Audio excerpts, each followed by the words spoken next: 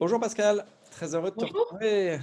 Tu es auteur de pas mal de livres maintenant et dont le livre Natura qui est aussi un film qui a été, d'après ce que j'ai compris, le fruit de pas mal de recherches, de travaux dans pas mal de pays pour voir quel était l'état de la recherche sur ce que nous apporte la nature, les bienfaits de la nature. Et j'ai envie de te poser une première question sur, alors je sais que c'est pas facile de résumer en quelques, en quelques minutes, mais quel est pour toi le message clé que tu souhaitais faire passer avec ce livre et ce film? Alors le message clé que j'avais envie de faire passer, c'est que j'ai découvert qu'il y avait 450 études scientifiques, dont un grand nombre d'études cliniques, dans le monde entier, faites par des, chercheurs en santé, des médecins, des experts en écologie, des psychologistes, des neuroscientifiques, voilà, en interdisciplinaire, qui ont montré à quel point le fait de fréquenter la nature ou parfois même simplement de la voir avait un impact déterminant sur notre santé mentale, émotionnelle, cognitive et même spirituelle et Mmh. physiologique. Et mon message, c'est à partir de ces données, qui sont des données qui rejoignent l'intuition de tout un chacun, de nombreuses personnes, que la nature nous fait du bien, qu'on est bien dans la nature, qu'on a besoin d'y aller. Ben, mon espoir et mon message, c'est de dire que ces scientifiques rejoignent nos intuitions, rejoignent aussi des savoirs qui sont très, très, très anciens, de toute éternité. Hippocrate soignait avec les eaux et avec les forêts, il soignait à Cos sous un arbre, Galien soignait avec les arbres, les premiers médecins pratiquaient déjà la sylvothérapie. Donc on a là une convergence tout à fait incroyable entre la science qui s'est dotée d'outils spécifiques qui peuvent analyser le cerveau, comment il réagit quand il voit un arbre, comment il réagit quand on est immergé dans l'eau, comment des enfants réagissent quand ils ont des salles de classe qui donnent sur des jardins. Donc on a des outils tout à fait performants, des intuitions et des envies et des besoins nous-mêmes en tant qu'humains d'aller respirer de l'air pur, qui rejoignent une spiritualité sacrée. Et c'est un moment où la nature aussi a besoin qu'on la respecte, qu'on replante des arbres, qu'on la respecte davantage. Je pense que la nature a besoin qu'on l'aime aussi davantage. Et mon espoir, c'est de me dire qu'une fois qu'on est conscient de tous ces bénéfices qui sont avérés, on va pouvoir développer des stratégies, alors éducatives, personnelles, pédagogiques, pour pouvoir fréquenter davantage cette nature en conscience, en sachant les bienfaits qu'elle nous porte, pour creuser ce sillon de l'interdépendance entre la nature et nous dans le domaine de la santé. C'est un domaine relativement nouveau. J'ai trouvé peu de recherches en France, mais j'en ai trouvé au Japon, au Canada, en Allemagne, en Belgique. Voilà, ça va se développer certainement en France aussi, mais en tout cas, on a déjà ce socle-là de pionniers. Et moi, ça rejoint personnellement une intuition très profonde. Quand j'étais petite, je passais des heures et des heures dans les arbres, des heures et des heures dans le jardin, à goûter la quiétude, à entendre, à sentir l'humus, à voir la neige fondue, à voir les pousses des premiers prunus. Et donc, ça rejoint, ça nous ramène aussi à l'enfance. Et moi, c'est comme un cycle. Ça me ramène à quelque chose qui a toujours existé, mais dont je prends conscience seulement maintenant. Et je pense qu'on est nombreux à ne pas voir ce qu'on a sous le nez. J'ai une petite anecdote pour terminer sur cette question qui est racontée en ouverture d'un livre qui s'appelle Blue Mind, sur lequel je travaille actuellement.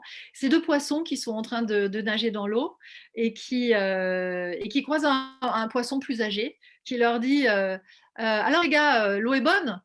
Et les poissons continuent à nager et puis se regardent et se disent qu'est-ce que c'est l'eau. Ouais. Et la morale de cette histoire, c'est de se dire, voilà, on a sous les yeux du verre, des arbres, de l'eau, qu'on ne voit pas non plus beaucoup. Elle est là, de la rosée à l'eau de pluie, les arbres sont là, le verre est là, mais on n'y fait pas assez attention. Donc, faisons attention à cette nature qui est autour de nous. Pas la peine d'aller en Amazonie, autour de nous. Puisons-y beauté, émerveillement, poésie, et sachons qu'elle nous régénère profondément le cerveau, cognitivement, le corps et j'allais dire l'âme, l'esprit. Mmh. Voilà.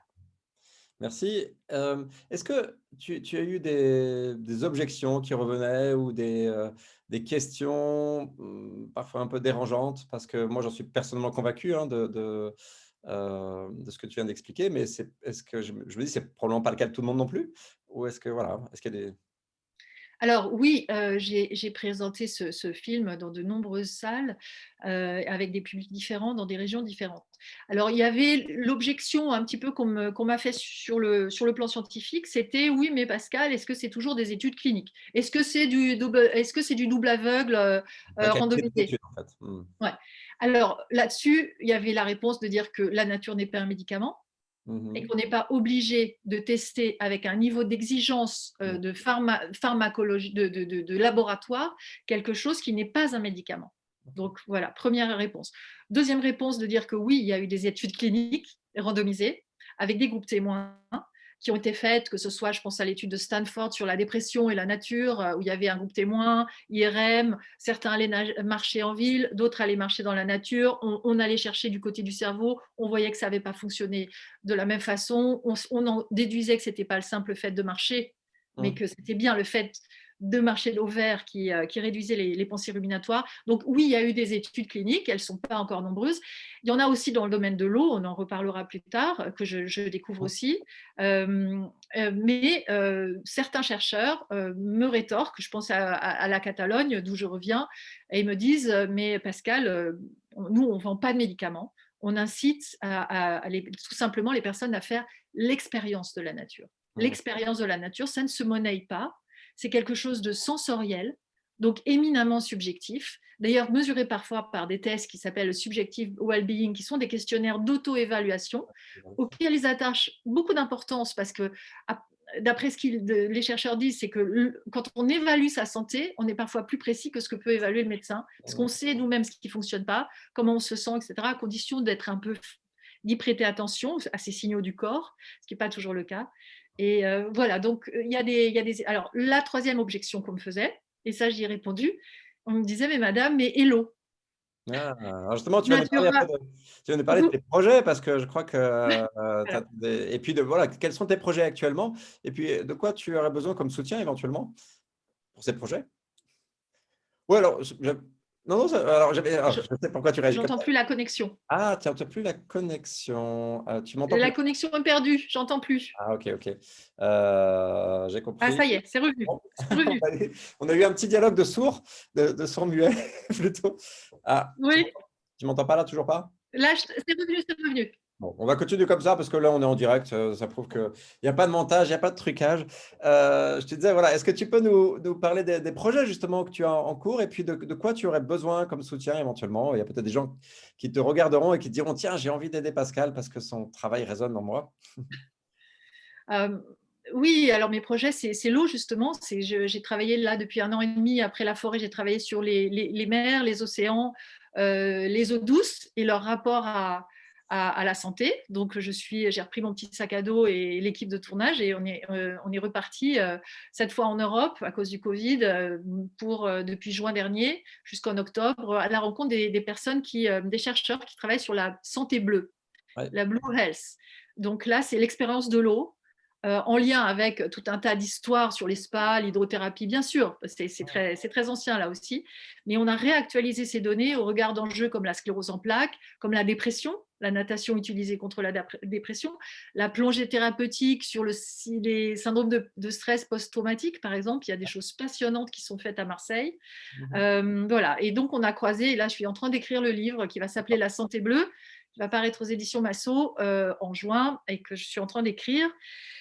Donc, cette expérience de l'eau, elle rejoint évidemment l'expérience de la forêt. En fait, ce que disent les scientifiques, c'est quand on parle de nature, on parle de l'eau, mais on n'avait pas spécifié sur l'eau. Et c'est vrai que quand je revois je revois par exemple mon film, ça commence avec un lac, ça se termine avec une cascade quasiment, et ça se Mmh. termine avec un lac. L'eau, elle est là. Ouais. Encore fallait-il, encore une fois, la voir et la spécifier pour pouvoir l'étudier et renouer avec des sagesses assez anciennes. Et les soutiens dont j'aurais besoin, c'est de, quand le livre va sortir, évidemment, de le faire connaître. Ce dont j'ai besoin le plus, c'est de faire connaître aux médecins Ah. parce que ces sujets et ces études. Donc, si vous avez des médecins, C'est vous êtes parlez-leur de ces médecin? recherches, C'est à vous êtes la fois médecin? sur la forêt, Mmh. sur l'eau, parce qu'on a besoin que les médecins prennent en compte ces recherches. Pourquoi? Parce qu'il s'agit d'une médecine préventive, principalement, qui joue sur le renforcement de l'immunité et qui est plus sur le care que sur le cure. C'est-à-dire qu'il n'attend pas qu'on tombe malade pour essayer de nous inciter à fréquenter la nature. Elle renforce l'immunité en prévention, voilà, ça atténue les effets des maladies de civilisation aussi beaucoup. Ça ne guérit pas des cancers, on ne va pas guérir un cancer avec du snorkeling, mais ça peut atténuer.